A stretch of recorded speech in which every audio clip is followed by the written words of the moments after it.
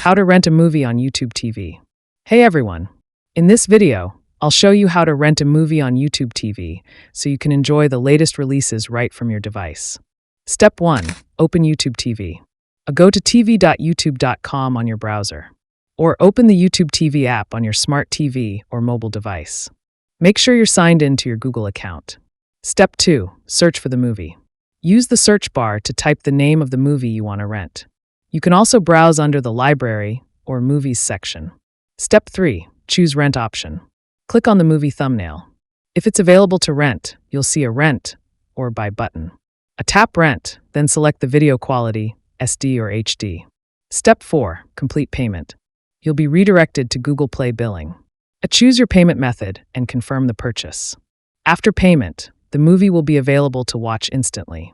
Extra tips. Rented movies are usually available to watch for 30 days. Once you start watching, you have 48 hours to finish. You can watch it on any device linked to your Google account. Thanks for watching. If this was helpful, don't forget to like and subscribe for more YouTube TV and streaming tips.